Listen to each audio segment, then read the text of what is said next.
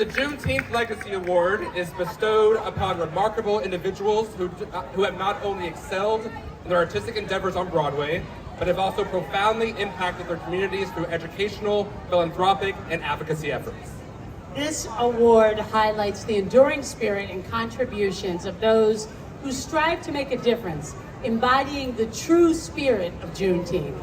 We are honored to be here today to present this year's Juneteenth Legacy Award to the great ANDRÉ DE SHIELDS. So in a career spanning 55 years, ANDRÉ DE SHIELDS, at age 79, has distinguished himself as an unparalleled actor, advocate, educator, iconic philanthropist, and Broadway deity. As an actor, Mr. De Shields' mission is to fill intimate spaces with enormous beauty. He defines intimate spaces as the hearts of humanity. Also, as an activist, he endeavors to restore majesty, elegance, and literacy to the Black thespian's toolbox, to advocate for long-term survivors of HIV and AIDS, and to champion the legacy of the welderly, which we learned is elderly individuals who continue to kick butt. His idiosyncratic career has resulted in a treasure trove of accolades. Among them, an honorary doctorate of fine arts from his alma mater, the University of Wisconsin-Madison, where he has founded the ANDRÉ DE SHIELDS Fund. And we're not done. His other marks of esteem include having garnered Tony and Grammy Awards for his universally acclaimed role as Hermes, messenger to the gods in Hadestown.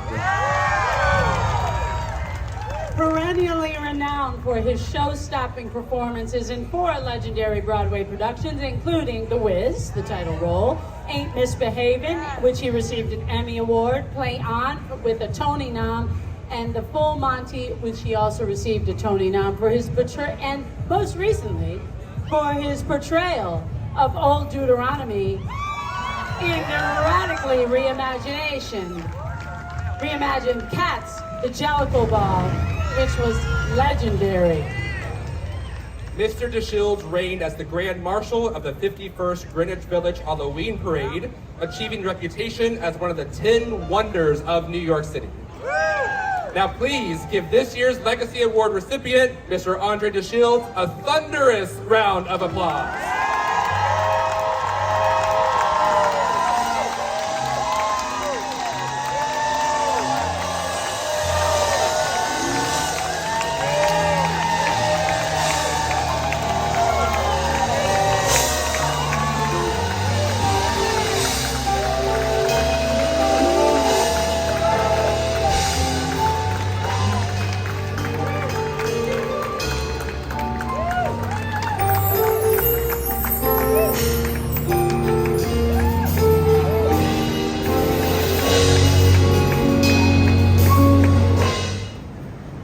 Good afternoon, my beautiful siblings. Hit me twice. Hit me 3 times. Yeah! I'm glad my young friends, young Cara and young John Michael, read from the Emancipation Proclamation. They gave us some important dates. The 16th President of these United States wrote those implacable words in the year 1862.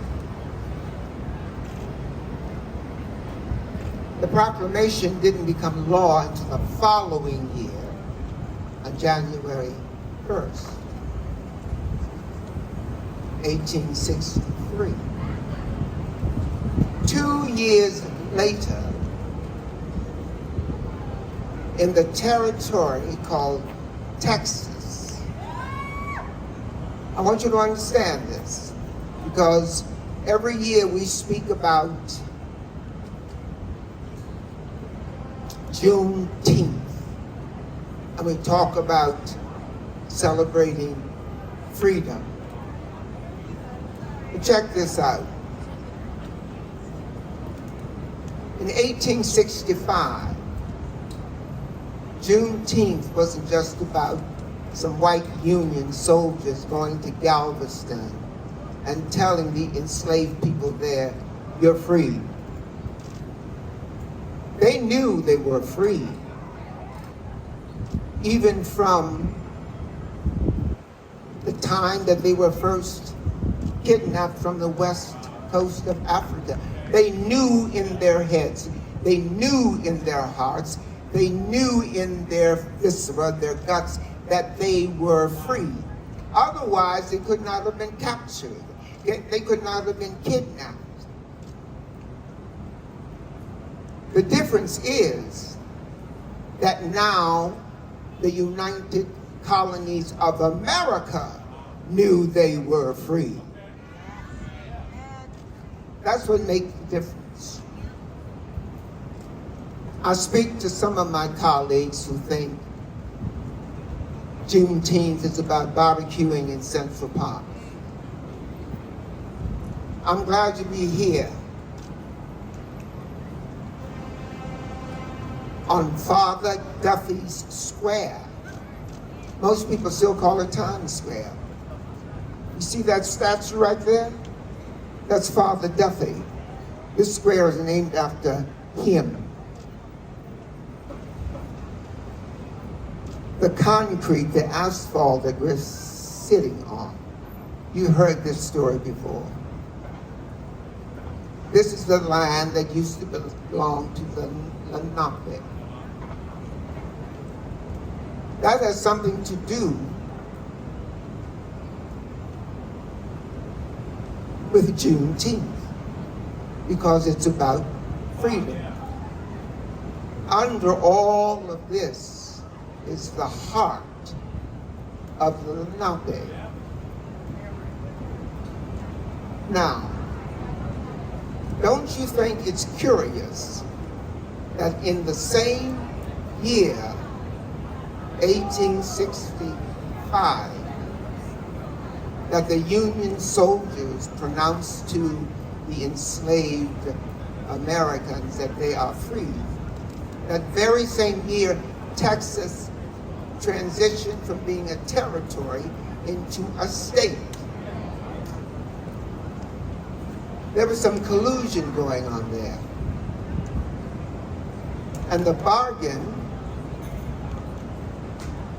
that President Abraham Lincoln made was that you can have your statehood because just yesterday you were part of Mexico. I ain't got nothing against Mexico. However, this was the plan to annex the land that we know as Texas and take it from Mexico.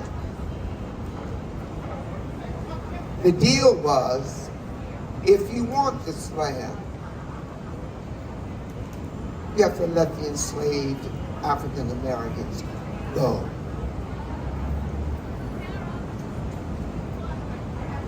We celebrate this day in the North. It's been a federal holiday for only a few years. But those folks in the South who experienced it firsthand knew for a long time what Juneteenth meant. It goes all the way back to the Middle Passage. Even when we were kidnapped and bound and put at the bottom of the slave ships and brought to the New World, we knew we were free. It was just a matter of time when everybody else would know the same thing. So I'm happy to be here to celebrate Juneteenth. But don't, wait a minute, don't applaud. No, don't applaud. But don't get it twisted. Hit me. Want to try that again? Do not get it twisted. Hit me.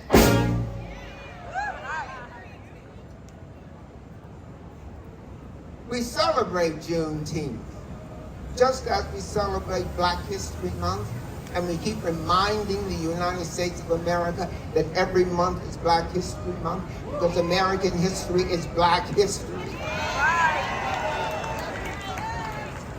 That's easy enough to understand.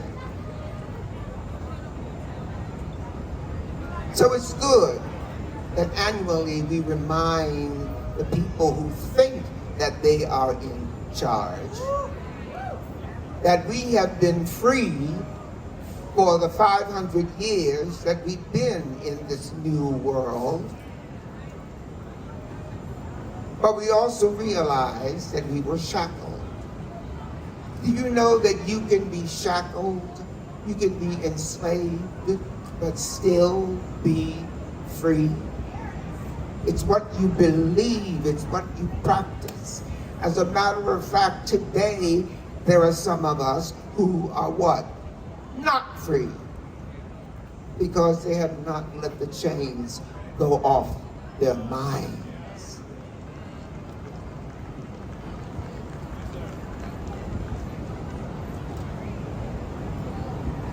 So,